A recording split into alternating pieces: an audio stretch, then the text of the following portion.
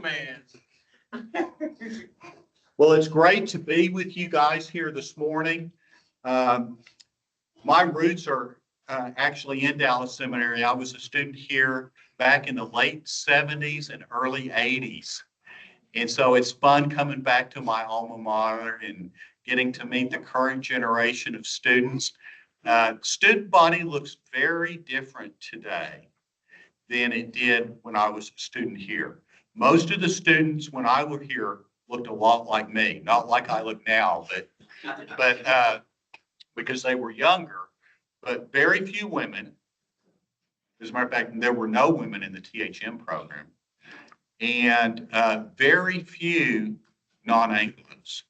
And so it's encouraging to me to see how things have grown and changed. Also, I think I took every single missions class that the seminary offered back then because they didn't even have a missions department. You could not get an MA in cross-cultural ministries. And so it was just a handful of electives that they had available. And so it's so encouraging to me to see the heart for the nations that has grown here within the seminary over the decades since I was in the shoes that y'all are in right now. So it's a privilege to be here with you. Let me briefly introduce myself. I'm not going to walk through all of it. This is my bride, Kathy. We'll be celebrating our 42nd anniversary later this year. We have two young adult children, both 26. Our daughter, Catherine, lives in Tyler and works for an organization called Pine Cove that some of you may be familiar with. And my son I'm from Austin. My son lives there in the Austin area, and so we get to see him on a regular basis. I've spent way too many years of my adult life in school. I think I'm done with that now. We'll see. And I've done a lot of different things over the years. Oftentimes when I introduce myself, I tell folks that I'm trying to figure out what I want to do when I grow up. And, I probably ought to make that decision here at some point in time. But I work with the Navigators.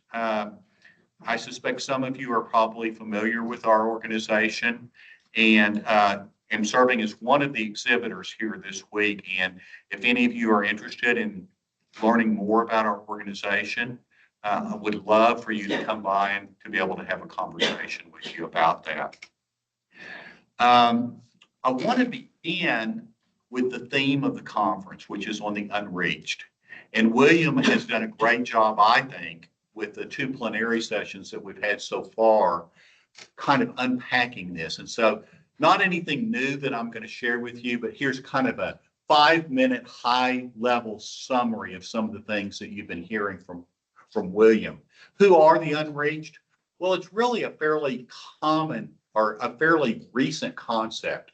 It's a 51-year-old paradigm that actually came out of a presentation that Ralph Winter did at the 1974 Lausanne Conference. That's when it first kind of got introduced to the evangelical community around the world. And so it had a profound impact on the missions world because prior to 1974, almost all the sending organizations that you see represented there as exhibitors, their view of missions was a country-based view of missions. And because there was a presence in most of the countries of the world, there was a sense that there's not a lot left to do. And of course, hopefully, you recognize that that is not true. And so it was a much needed shift in paradigm. Unreached, common definition, and William shared this morning, is 2% evangelical Christian or less, commonly embraced perception. I describe that as critical mass. And what I mean by that is that missiologists have done research on this, and what they've determined is that if less than 2% of a people group is evangelical Christian, they do not have the resources within the indigenous people to complete the job of evangelizing their people. And so there is a need for outside cross-cultural involvement. Of course, we call that missionaries. And so, so that's what makes a people group unreached, is they don't really have the capacity without that outside involvement to complete what it is that God has called them to do without that outside involvement. There may or may not be access to the gospel, but if there is, it's very limited. And oftentimes there's a shortage or a complete absence of a culturally relevant church for people in a context of unreached people. Now you've got unreached peoples that live here in Dallas, and you've got churches on every street corner, but there may not be a culturally relevant church for that people. And so that's an important distinction, one that understands the background of the people they're trying to reach. 3 billion of the 8 billion people that live in the world today fall into this category of being unreached, less than 2% evangelical Christian. And you can see that I'm drawing my numbers here from Joshua Project because Williams talked about the differences here, but IMB's got some great stats as well. I was pleased to see William introduce this morning the concept of a frontier people group. And this is actually a much newer concept than the concept of unreached peoples. Unreached peoples, it's been around for over 50 years now. This really has emerged in the past 5 years. And it's an attempt to just draw even greater scrutiny to those that have virtually no gospel access. 0.1% evangelical Christian. Now, I had not heard till this morning when William shared this concept of a pioneer people group. So that was new for me to hear this. But still, in a lot of circles, you don't hear much about frontier peoples. And really, it's just a subset of the unreached, to those with the least access to the gospel. Really, no kind of movement to Jesus, no kind of access to the gospel, no access to a culturally relevant church among these frontier people. And what many people don't realize is that most unreached peoples are, in fact, frontier people. 2/3 of unreached people fall into this frontier category. And so this needs to be an extremely high priority in terms of the sending focus of the Church of Jesus Christ. A passage that y'all are probably familiar with out of Romans 15. This is the Apostle Paul speaking, and this, of course, is, post 3 missionary journeys that he took part in the book of Acts. He says, "It has always been my ambition to preach the gospel where Christ was not known, so that I would not be building on someone else's foundation. Rather, as it is written, those who were not told about him will see, and those who have not heard will understand." And I think many people in our churches today, they're familiar with Paul's 3 missionary journeys. They're familiar with kind of the storyline in the book of Acts. But they don't recognize that every single place that the Apostle Paul went, whether it was in Asia Minor or whether it was in Macedonia or in Greece, every single one of those communities that he went into were unreached. And that was part of his heart in his orientation, was he was ready to move on after he had made inroads and to go to another unreached people. Do you have a question? Can you explain a little bit on culturally relevant churches? Because I think I struggle with that. On what kind of churches? Culturally relevant churches, like I'm sorry, one more time. culturally relevant churches. Culturally relevant. So if you come out of a Muslim background and you go to a typical church like you would find here in Dallas, you would probably not find that culturally relevant because they probably would not be tailoring the worldview that they're communicating to something that would be understood by a Muslim. Now, that would be at a very high level. You've probably heard in some of the things you've been exposed to this week, the concept of shame honor cultures. And so here in the Western world, and really you could add Europe, you could add Australia and New Zealand to the mix on that, we embrace more of an innocence, guilt worldview. And so if your church is embracing that kind of worldview, it's not going to connect nearly as well with somebody who's coming out of an honor shame kind of worldview. If the church is not speaking your language, certainly not speaking your heart language, then that would be an issue. So issues related to religious heritage, related to language, related to values and worldview, I would say those are things that would make a church culturally relevant. Does that answer what you're asking? I think I struggle with that term because coming from India, I've seen how cultural relevancy has watered down the gospel. So that's why I'm not a big fan of culturally relevant church, because I think the gospel transcends culture. Yeah, you're raising a good issue, and unfortunately, I'm not going to be able to go very far down that road. But if for those of you that were in this room yesterday, he spoke to the issue of contextualization, and there is a tension that you face with that. And some people will lean more this way, and some people will lean more this way. I personally shared the view that was communicated yesterday in the workshop. I think there's a healthy middle position. And so you can go too far, in my opinion, to the contextualized side where you're beginning to compromise the gospel message. And I think that's the concern that you're verbalizing. But I think you can go too far to the other side and say that that culture is irrelevant to truth. And I don't think the scriptures paint that picture. And so there's a middle ground in there. And not everybody's going to draw the line in the same place on those things. But it's an important issue to grapple with. And if you ever go with a sending organization, you want to select an organization that aligns with where you're at on that issue. And if you look at the 21 sending agencies that are represented here this week, there's a spectrum of views on that from those different organizations. So yeah, good question you're raising there. Okay, I'm going to give you a couple of questions to interact around. And I know it's a little bit awkward with the way the seats are here because you can't move the seats, but I want you to get into groups of 4. It's all right if it's 3, it's all right if it's 5, but don't get 10 of you together. And don't be a group of 1. And I'm going to give you a couple of minutes to interact around the 2 questions that I've got here on the screen. So we are. What y'all thinking? Why?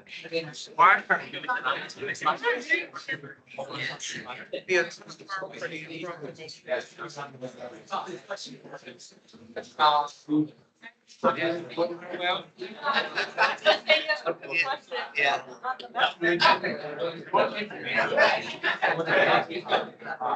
Why should Unreached, especially frontier people, get taught how to read possibly? Or that's right. Be efficient. Right. Zoom. Yeah. Right. For those who haven't heard the gospel, we talked about Romans earlier, about how can As it talks about, is it not a top priority than purchase price? Yeah. There are people that are ready to receive the gospel right next to you.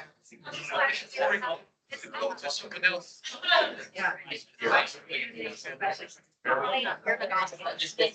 your develops at the mission field. At the mission field.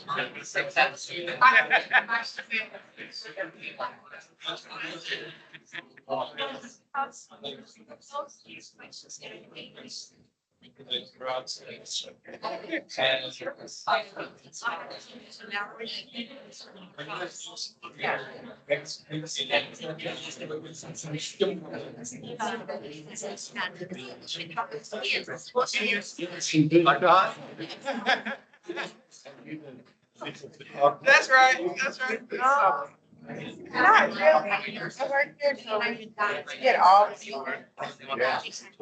I don't think there's really a lot of sense. All right, those pretty Denver, all right.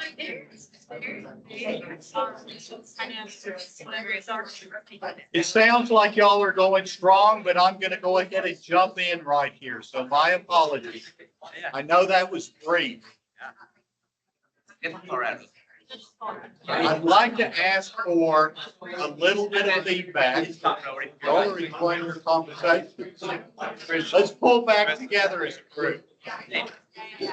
Majority is not. And that's what we're at. Majority is not. Oh, And those people. I'm glad. Maybe the people nearby, people in the community. Okay, So majority is not. I'm not gonna ask for feedback, folks. Let's pull back together. Y'all are enjoying that way too much. Do that. Yeah, but people like their comfort. Yeah. I'm glad to see that, because sometimes you get a group of people and you ask them to interact and it's like, they don't want to go there. So it's encouraging to me to see a group of folks that want to do that kind of interaction with each other. I'm not going to ask on the first question. Hopefully you had time to get to that second question. And I'd like to give a couple of you an opportunity to respond to how you or someone in your group responded to that second question. Yeah. Jeffrey had a great response. Go ahead, Jeffrey.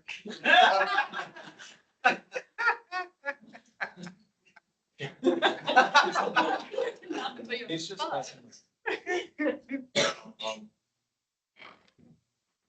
we're answering question one. Question two. I think a lot of it is just a situation where people are familiar with they're looking at opportunities around them and thinking about the people that they're familiar with, and it's harder for them to go talk to somebody that they don't understand. Yeah. Would y'all agree with that? Do you think that there is a education component to this where many of the people in our churches just are really not well educated around some of what we're hearing this week? Okay. How about one other person? Yes, ma'am. I would just add to that, comfort. Even if you do find out about it, it's very uncomfortable to have to change your life the way that you created it to go, not only go and do, but even come up with money, give your money that you've earned to something else. People, even though we are commanded to do those things, it is very uncomfortable to do that. Yeah, it's much easier to be a hearer of the word than it is a doer of the word. Yes. And so, yeah, it gets us out of our comfort zone. I remember I have never served long-term overseas. I've done a lot of short-term stuff, but I was actually invited to join a church planting team with not the organization I'm with now, one of the other organizations that's represented here 25 years ago.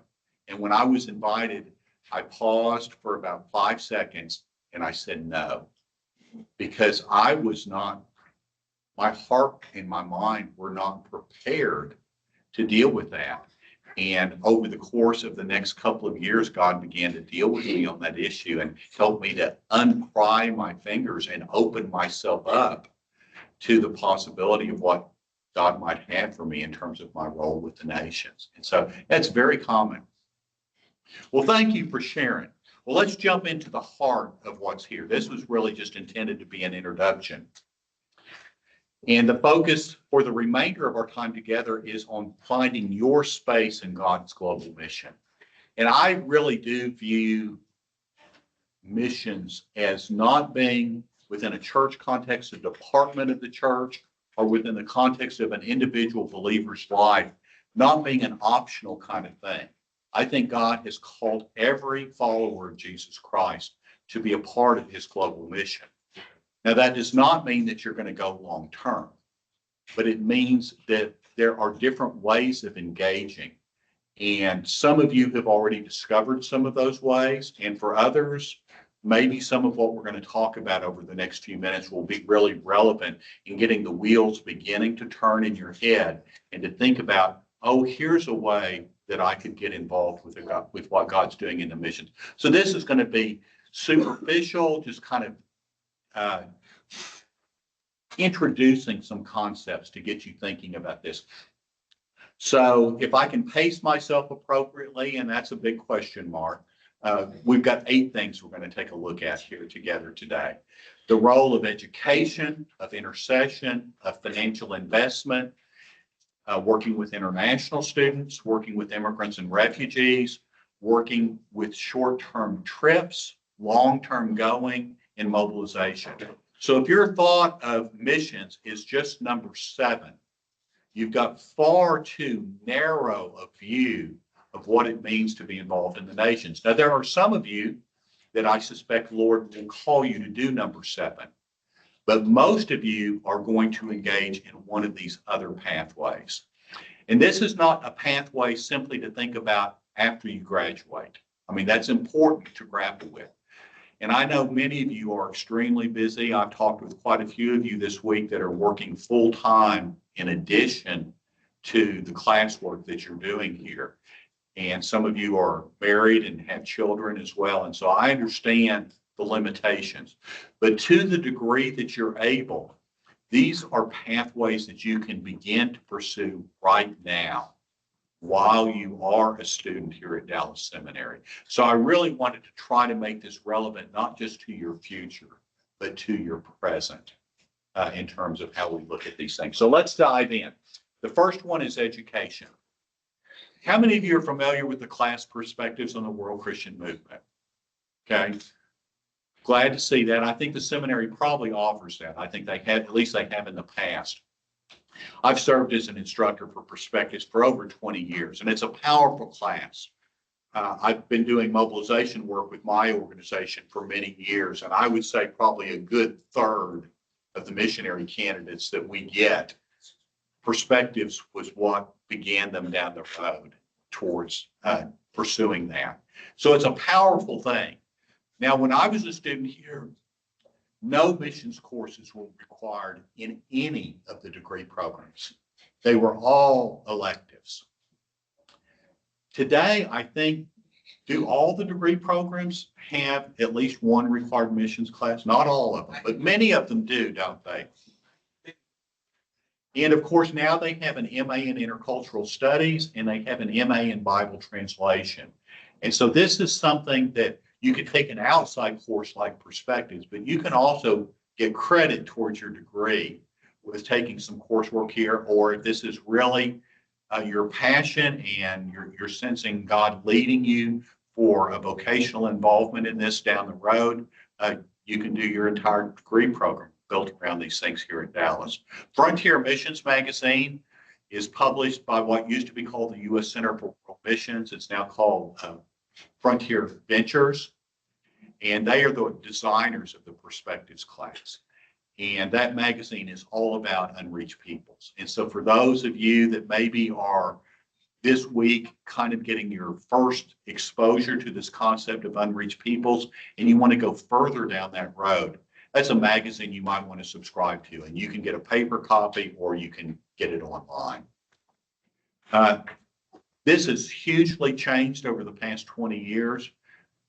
Thousands, if not tens of thousands of videos and online information that you can get related to almost anything that William has been talking about this week. And so lots of different ways to educate ourselves. You don't have to do it in a classroom setting, but you do have to be motivated to take some initiative. Number 2 is intercession, and this is just a handful of resources. Some of these you may have used.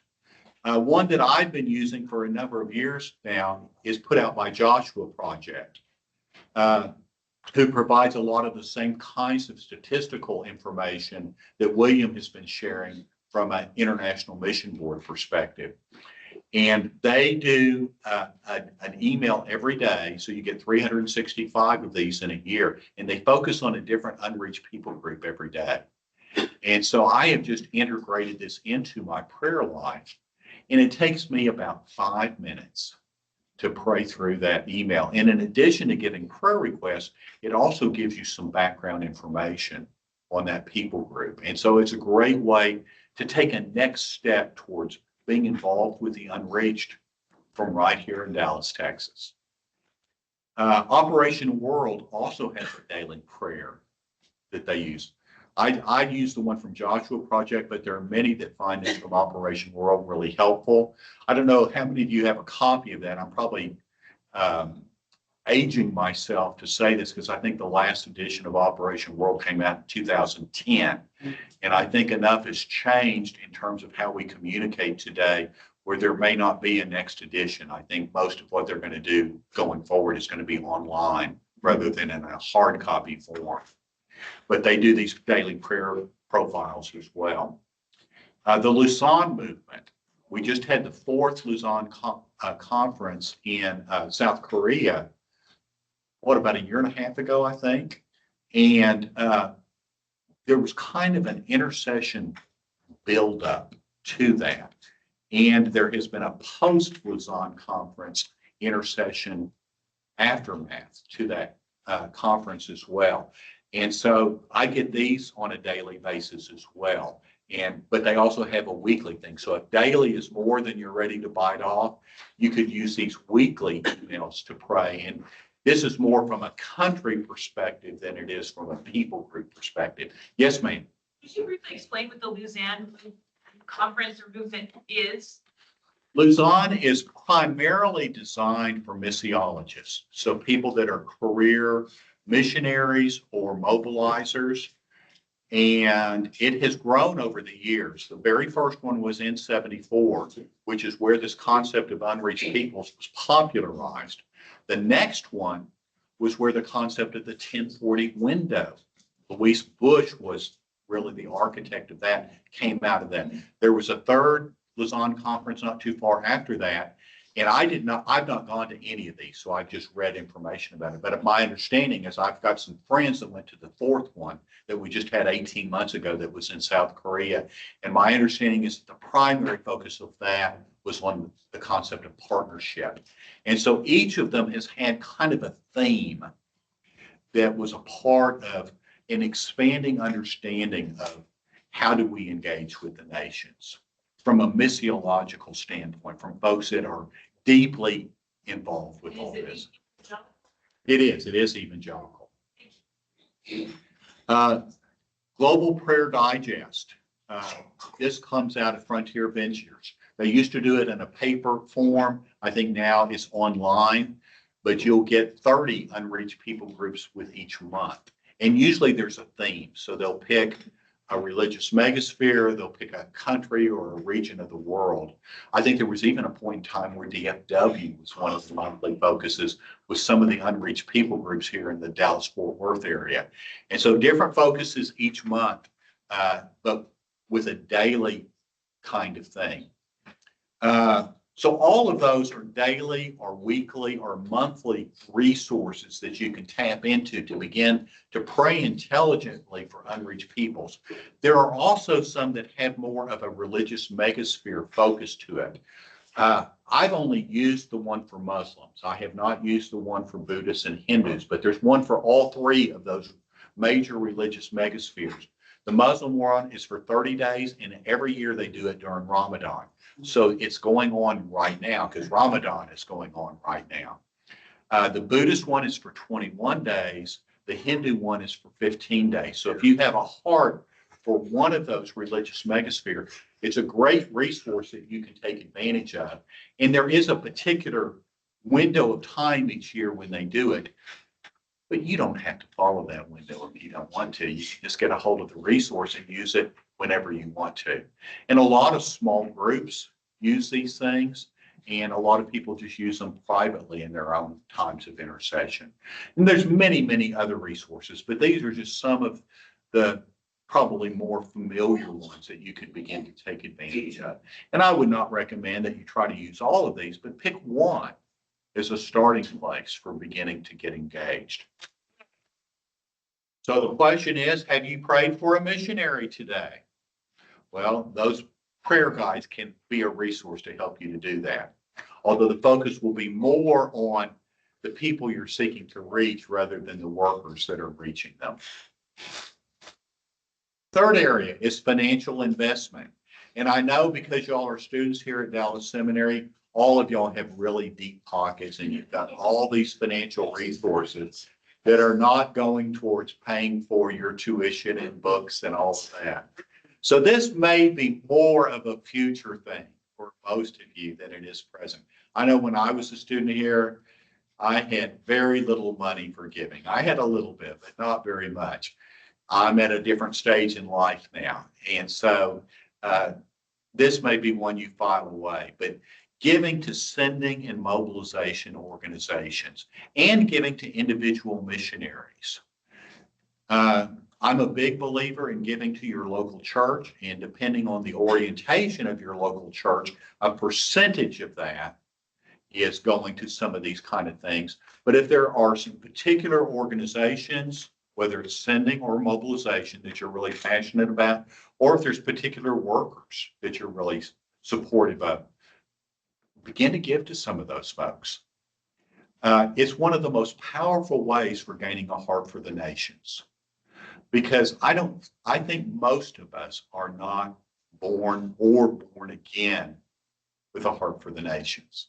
There's maybe a few, but most, it's an acquired taste that's developed over time and usually over a period of many years. I know that was my story. It was a very slow process for me. And this passage, it's a familiar passage. Jesus says, where your treasure is, there your heart will be also. And so one of the ways to get that heart is to invest financially in those things. And sadly, and I'm not meaning to take pot shots here, this is not a strength for Gen Z and for millennials.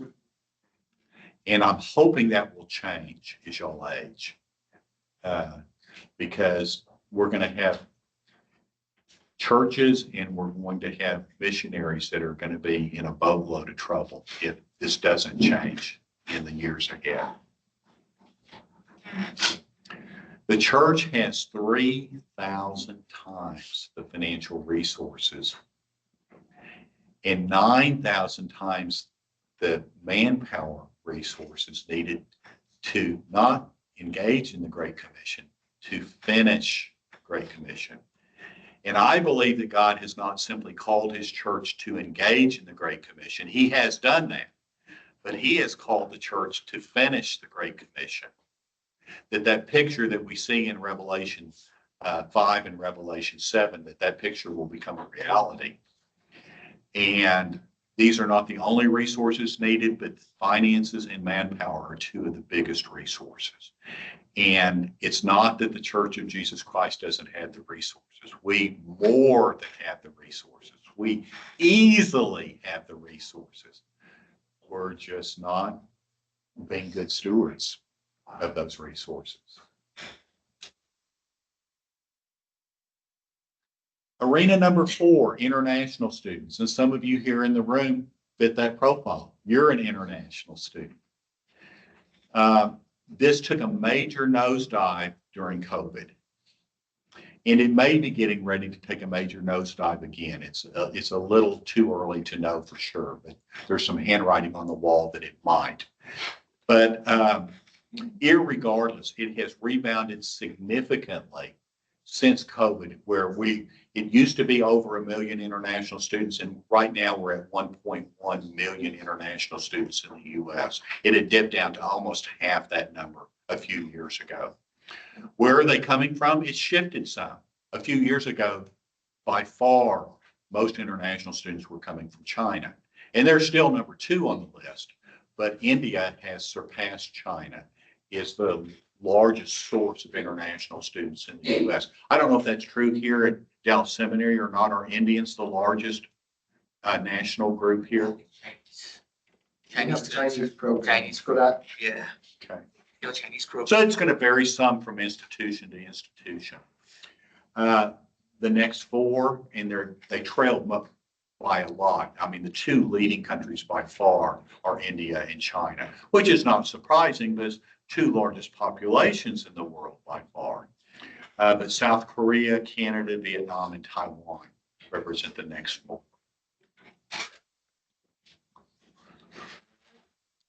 Dallas perspective, or let's say DFW perspective. Where do you find these international students? And I may have missed some, but I think these are some of the places where you find international students today at SMU, TCU, North Texas, UT Arlington, UT Dallas, and UT Southwest Medical Center. I've got the numbers next to each of these. Now, my home is in Austin, and I did my undergrad, I did grad school at UT Austin, and then I worked for UT for 15 years. So my blood is very orange. But when I was an employee at UT, good, I'm glad to see that my daughter's an Aggie. And so It's weird. But when I worked at UT, we had 5,000 international students at UT. I think that number has dropped. But significant opportunities with universities here in the DFW area that you could get involved with. Organizations that are working with those. I mean, you can do it as a solo operator, but I would recommend to you not to do that. Two are better than one because they have a good return for their labor. Partner with some folks that maybe have more experience and will have more resources than you would have as an individual doing this. And here's a list, and I know this is not exhaustive either, but some of the organizations that I know have a presence here in the DFW area that do work with international students. Bridges is an arm of Crew. Chi Alpha is a charismatic campus organization. Every Nation's Campus Ministries, Fellowship of Christian Athletes, InterVarsity, ISI, Reform University Fellowship, and my organization, the Navigators. All of those work with international students. Probably not on every one of those campuses that we looked at on the prior slide, but on at least one of those campuses, these organizations are involved. And many of them are here as exhibitors this week. And so if this was an area of interest to you, you could drop by and talk to them about how do I get involved with what you're doing with international students. Number 5, immigrants and refugees. The Navigators actually have the newest arm of our organization is called Nations Within. It's less than 10 years old, and I had the privilege of getting on board with them about a year after they launched. I'm no longer with them. I have since shifted to another part of the organization, but it was really fun getting in on the ground floor of this. I had the opportunity to work with immigrants and Muslim immigrants and refugees living in Austin, which is where my home is. And they work with different immigrant groups around the country. 58 million, we're not talking about illegals here, 58 million legal immigrants in the U.S. First generation people who are foreign born. When you add their children into that, that number rises to 77 million. So that is over 20% of the U.S. population. Now, I was a math major as an undergrad at UT Austin, which I know for most of you that was probably your least favorite subject growing up. And so I have a fascination with numbers and trends and those kind of things that most people find to be kind of strange, kind of like William. But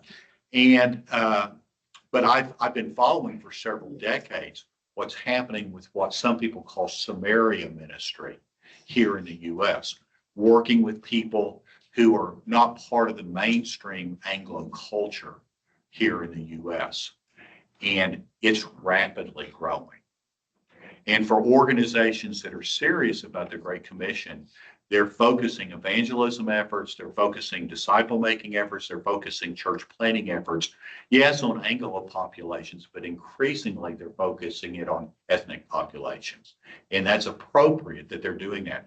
My home church in Austin is deeply committed to church planting, and we're about to plant our 46th church in Central Texas.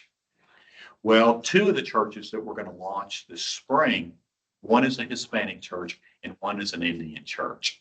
We've planted some other Hispanic churches before, but this is going to be our first Indian church to plant. And of course, Dallas-Fort Worth is a much larger area than Austin. And so tremendous opportunities with immigrants and refugees. Where are they at? Well, this is not exhaustive, but these are some of the larger neighborhoods in the DFW area where you will find large groupings, sometimes particular nationalities, in some cases a mixture of nationalities. In Dallas, you've got Fair Park, Keller Springs, Lake Highlands, Oak Cliff, Pleasant Grove. I think Vickery Meadows is probably the largest by far, and it's the most diverse by far. In West Dallas, those are some of the areas here in Dallas. In Fort Worth, you've got North Side, Polytech Heights, South Side, and Stop 6. And in some of the suburban areas, You've got significant immigrant and refugee populations in Arlington, Garland, Grand Prairie, Irving, Mesquite, Plano, and Richardson. Did you know that? I mean, really, it's very rapidly becoming everywhere.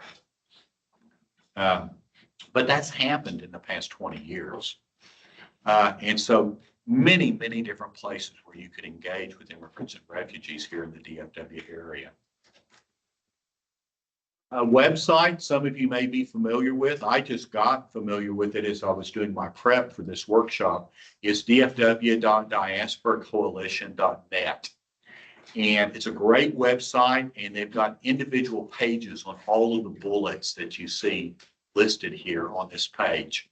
So they've got opportunities with children, church planting, diaspora churches, diaspora-owned businesses, English as a second language, evangelism and disciple making, health and wellness, justice and advocacy, prayer and research. That covers a lot of bases, doesn't it?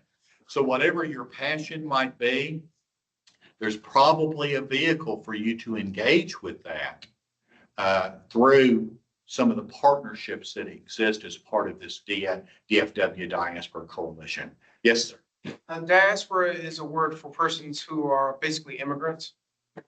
Yes, good question, because I realize that that's a word that many people probably aren't familiar with. I suspect most of you are, but some of you may not be. Diaspora has to do with people who are living outside their country of birth. So all of those foreign-born people, those 48 million people and the 77 million that you would include their children with, would all be part of this, what we would call the diaspora here in the U.S. But you've got diaspora populations in every country in the world. But the U.S. is by far the largest immigrant country in the world. You know, even though there's some people that are critical of that we're shutting that down, we're still way, way ahead of where most countries are at with this. Another website that you may or may not be familiar with, immigrantministry.com/Dallas-Fort Worth /1. And as you might guess, because of the slash here, they have many U.S. cities that are part of this website. And so this is their page for what's going on in the Dallas-Fort Worth area. And so some of the organizations, and there's some overlap between what you'll find on this website and what you'll find on the previous page that we were looking at. But some of the organizations they partner with are Bridge Builders Network, Casa del Lago, the DASH Network for the Nation's Refugee Outreach, Forefront Experience Dallas, Gateway of Grace, Go 10 Dallas, Hope Literacy, Love is Ministry, World Relief, North Texas. And I know I'm probably leaving some things out, but what I'm hoping you get from this is not a comprehensive view, but a big picture view of there's a lot going on. And there's a lot of different things that you could partner with if you had this heart either for international students or for immigrants and refugees. There's a lot of things you can connect with.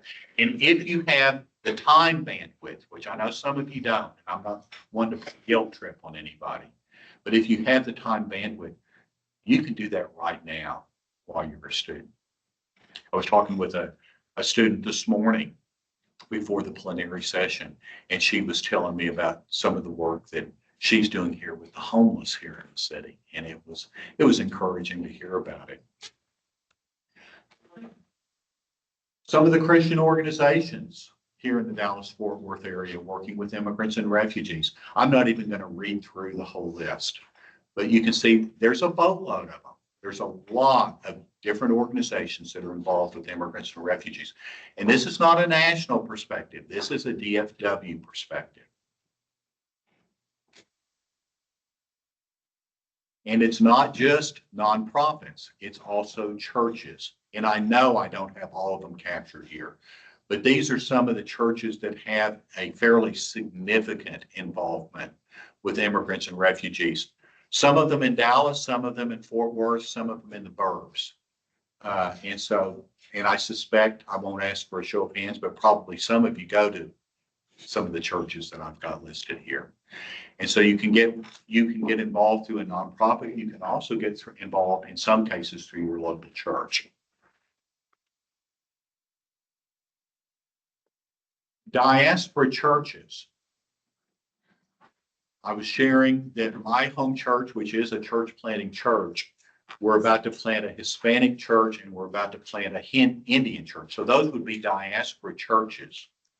Well, there are unique needs that diaspora churches have. And so I wanted to talk about some of those. These other churches were churches that are working with the diaspora, but these are actual diaspora churches themselves. Identifying healthy diaspora churches is important for pointing new converts. So if you're working with either a church that's working among diaspora, or if you're working with a nonprofit that is working among diaspora, what do you do with the fruit that comes out of your ministry? You can invite them to go to church with you, but you know what? That's probably should not be plan A. I mean, in some cases it might be appropriate, but this concept of a culturally relevant church, your church probably is not culturally relevant for them. It might be, but it's probably not. And so if you could find a healthy diaspora church to point them to, and maybe even help the organization that you're partnering with to establish a partnership with diaspora churches, it's a great way to pass the baton so that discipleship and leadership development and community can be created for these new converts that are coming out of what you're doing.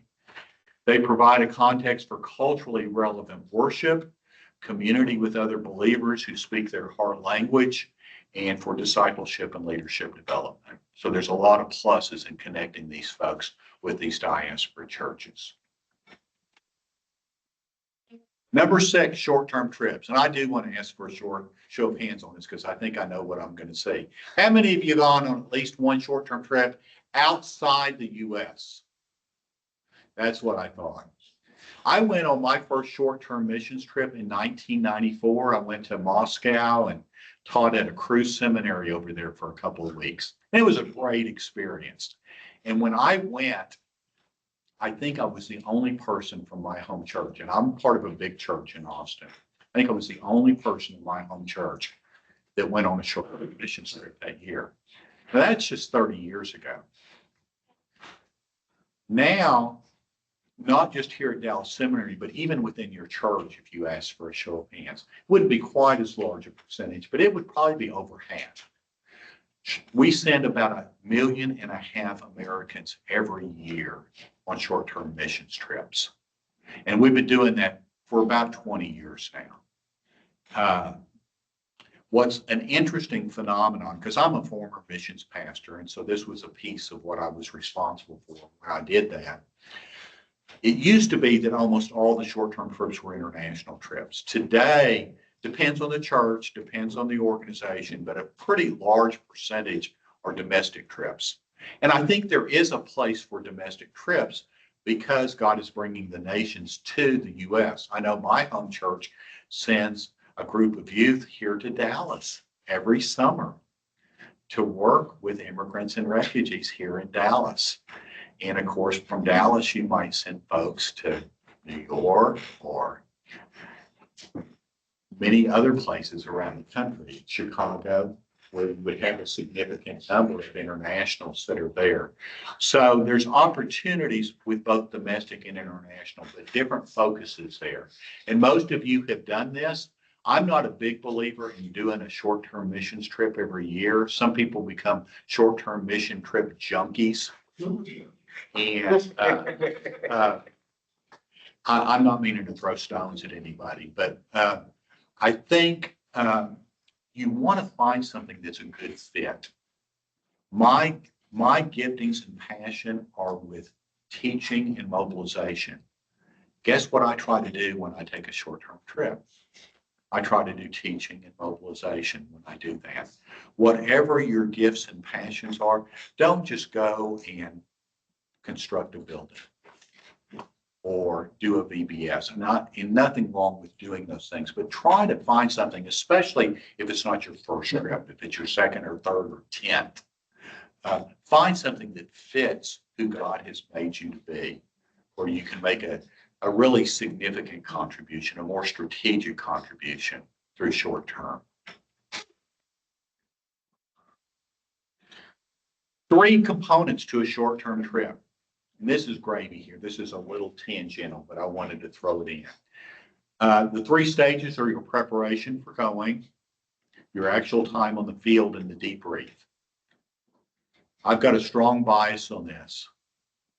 One of the 3 of these is far more important than the other 2. They're all important. But I would say by far the most important of the 3 is debrief. And it's usually what's done most poorly on short-term trips. As a matter of fact, it's amazing how many people who go on short-term trips have no debrief. Because you don't want to become a short-term missions junkie. God uses it to cast vision in your life, but cast vision for what? Not doing another short-term trip the next year. What you want to use that as a springboard for is grappling with some of these other issues that I'm introducing today and asking God, what do you want my long-term role in missions to be? And the debrief process, if it's done properly, and some of you have probably served as team leaders for short-term missions trips.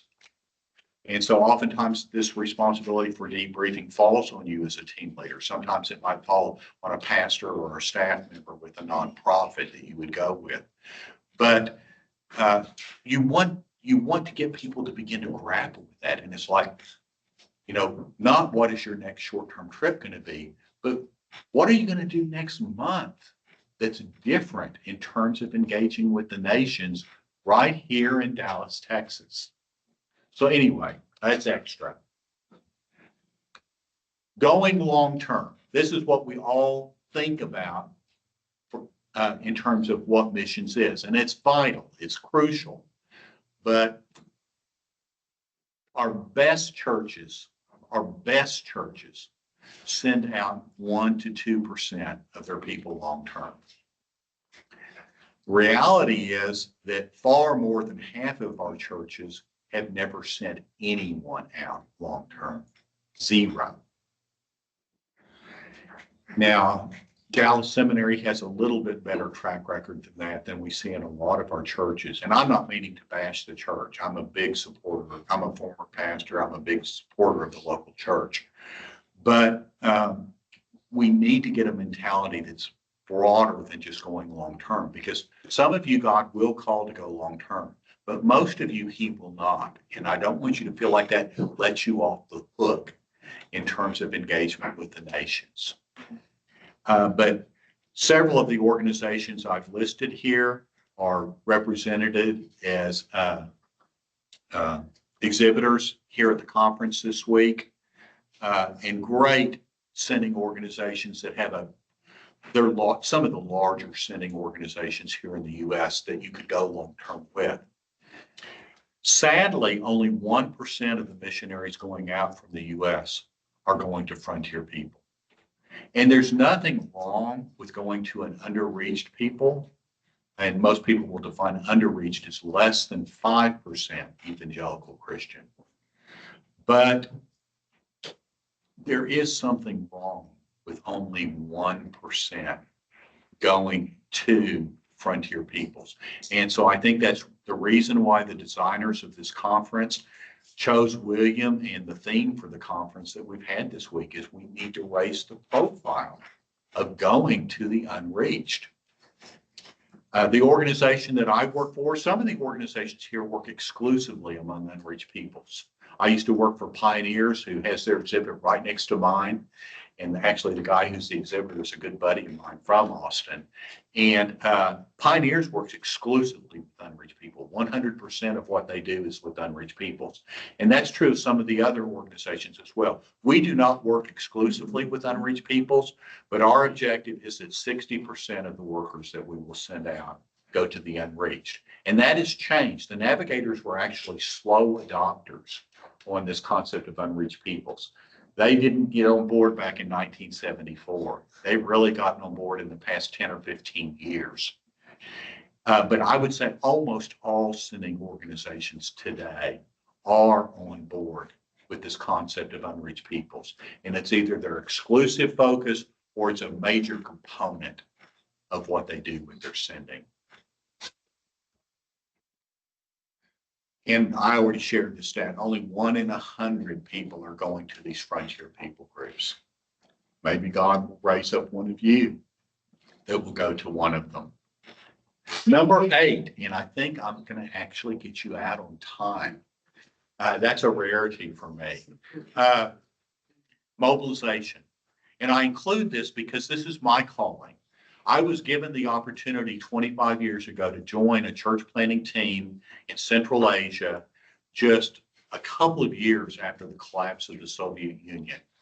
And at that point in time, it was the least reached area in the world. It's not true anymore. God's done a lot in the past 25 years.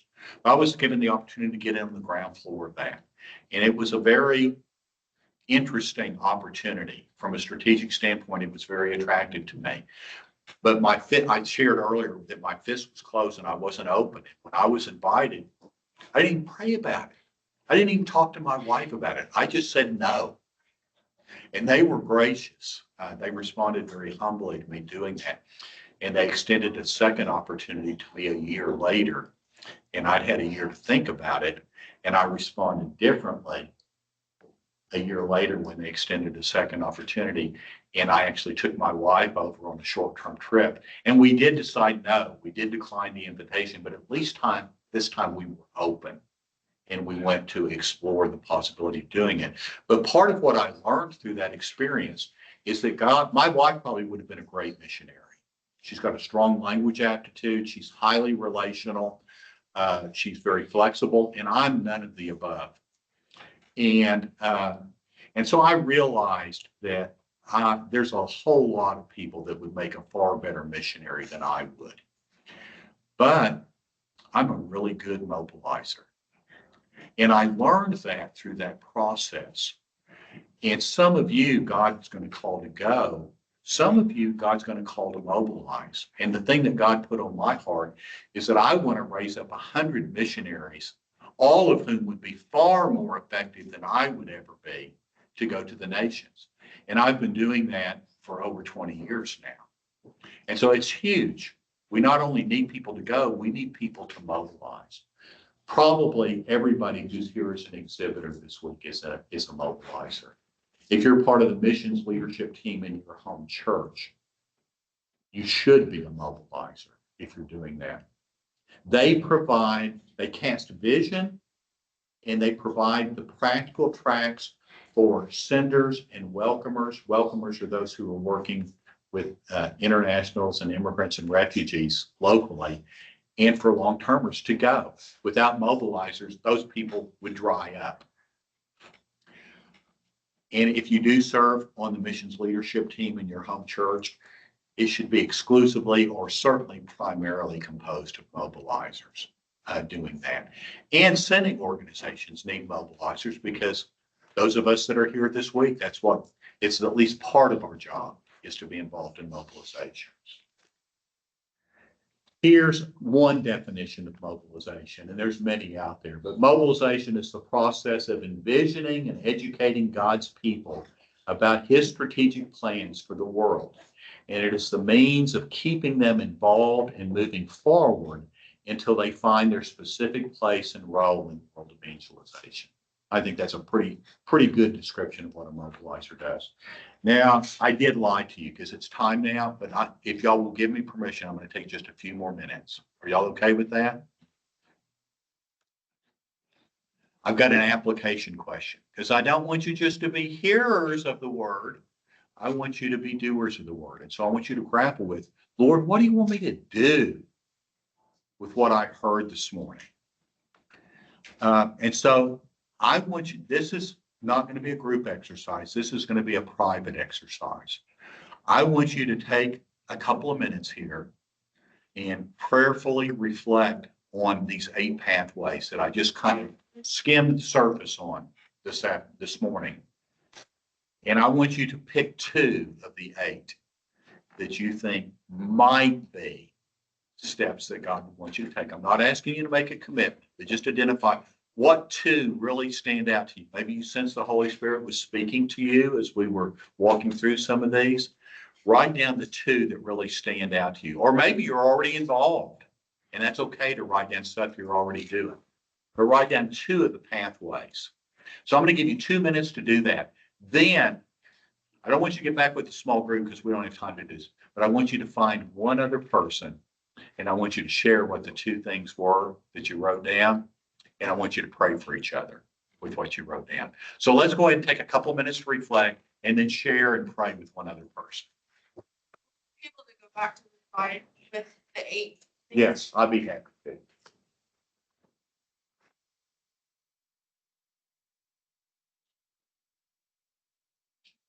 My apologies for keeping y'all a little long.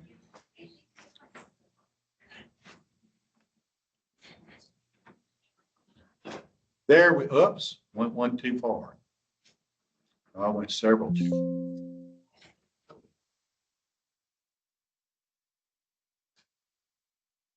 There we are.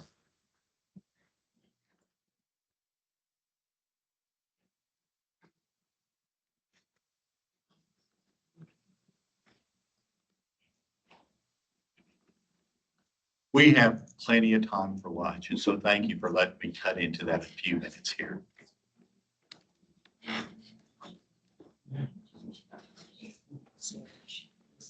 Yes, sir. Different slide.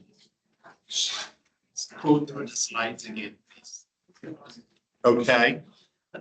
I know some folks were wanting to see this list to be able to do it. You know what I'd be happy to do? There's nothing proprietary in these slides. I'd be happy to give you a copy. Oh, no.